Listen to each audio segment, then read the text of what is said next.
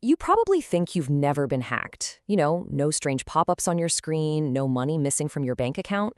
But let's explore the uncomfortable truth together. The reality is, you've probably already been hacked, just not in the way you imagine. Okay, let's dive into this. When we hear the word hacked, our minds usually jump to the cinematic myth, right? Some lone figure in a hoodie typing furiously, breaking into your specific laptop. But the reality is far more impersonal. It's industrial. It's automated systems just sifting through absolute oceans of data. So, where does this all even begin? Well, it starts with something we can call the industrial data breach. This is really the source. It's the first layer where your digital identity starts to get exposed. And this isn't happening on some obscure corner of the internet. No, it's happening to the services that we all use every single day. That shopping site you use one time, your social media platforms, even a fitness app or an old forum you signed up for years ago and forgot about.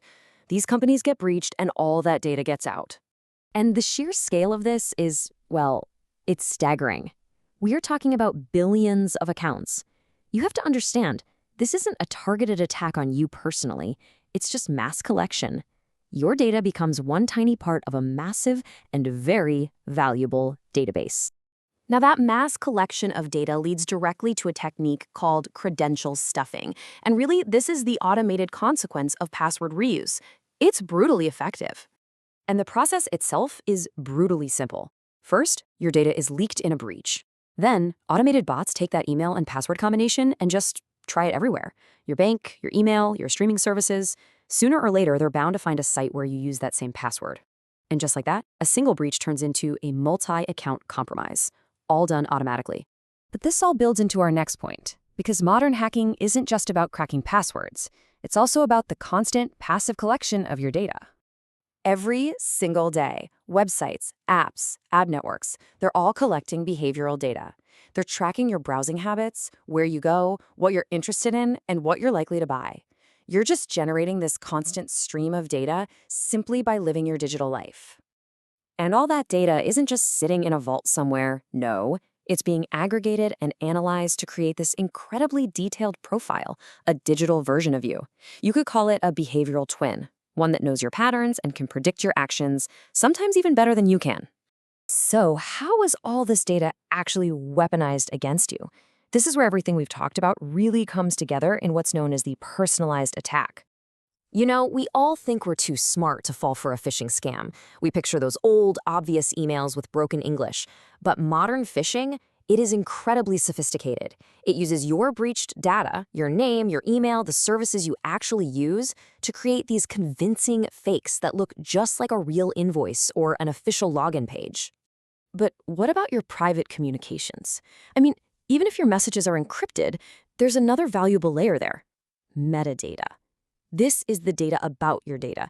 And the scary part is, it's often completely unprotected. And this metadata can reveal some powerful patterns: who you talk to, when you're online, how often you use an app. Think about it.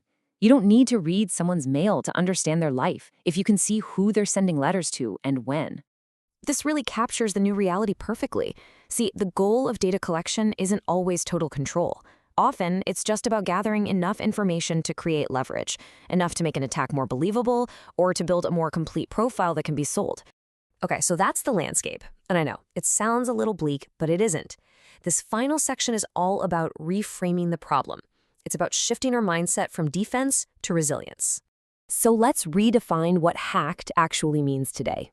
It means your email is probably sitting in a breached database somewhere. It means your behavior has been profiled. It means your data has been bought and sold. And this isn't because you were important or a specific target. It's just because you were part of the system. For decades, we've been asking ourselves this very simple binary question: have I been hacked? A simple yes or no. But that's the wrong question now. The better, more accurate question to ask is, how exposed am I? And this simple shift reframes everything. Security is no longer a switch that's either on or off. It becomes a spectrum of risk that we can actually manage. Accepting that you are exposed isn't a sign of defeat. In fact, it's the first and most important step. Because awareness of your exposure, well, that's where your power begins. Because when you think about it, most large-scale attacks don't succeed because of some brilliant high-tech failure. They succeed because we, collectively, underestimate the risk of our small habits, like reusing that one password, or skipping multi-factor authentication, or just ignoring that breach notification email. So yeah, statistically, some part of your digital life has been compromised. But the goal isn't to become invisible. Frankly, that's impossible. The goal is to become resilient. It's about building the habits and using the tools that reduce the impact of exposure so you can withstand it and recover. And that right there is what real digital security looks like today.